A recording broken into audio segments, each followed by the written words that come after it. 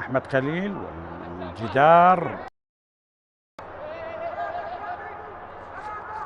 شعيتو قريب، علي شعيتو، لكن تسديدة من محمد صفوان وهدف أول.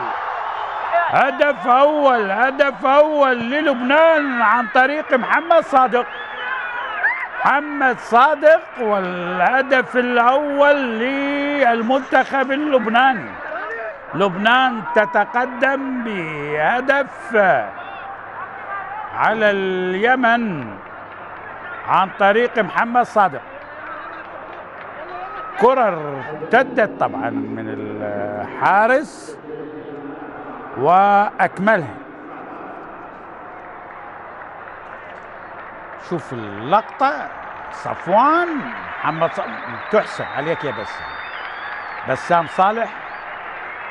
كرة ما كانت قوية يعني، وبالتالي خطأ من الحارس وهدف أول للمنتخب اللبناني. هدف الأول في هذا اللقاء وهدفه الأول في البطولة.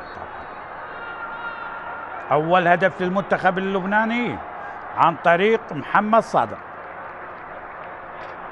هذا الهدف عفاوي أيضا ترك المباراة. بها الوسط، علي شعيتو، قطع للمنتخب اليمني، خطيرة ممكن التعديل.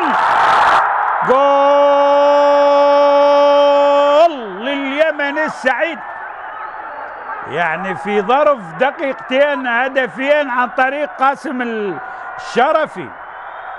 وين كنتوا يابا؟ يعني 52 دقيقة اللعب يعني عقيم، لعب فقير فنيا. اليمن يعدل، ويا فرحة ما تمت على المنتخب اللبناني، يعوض بفارق دقيقة. يعدل قاسم الشرفي، لكن شوف التمريرة الرائعة وحلوة من الشرفي بهدوء وجدا جدا يسارية على يسار حارس المرمى أنتوني معاصر. عدل اليمن السعيد، لاحظ، لكن التمريرة الممتازة كانت من عوشة، من محمد صادق صاحب الهدف، يفقد الكرة.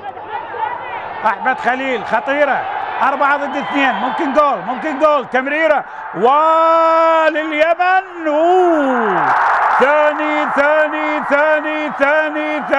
ثاني هدف عن طريق حمزة محروس لليمن السعيد.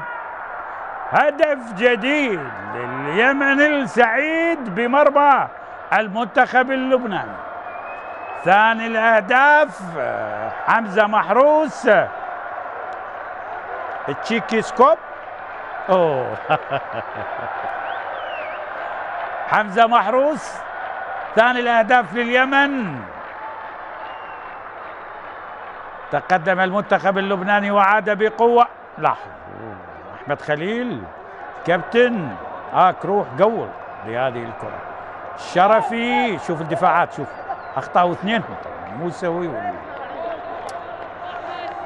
والشامي، وبالتالي لليمن بسهولة عن طريق حمزة محروس. يلعب بوحدة صنعاء.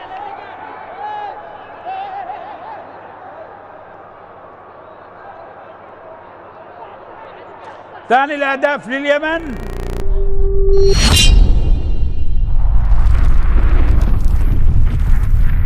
لا تنسوا الاشتراك في القناة ليصلكم كل ما هو جديد.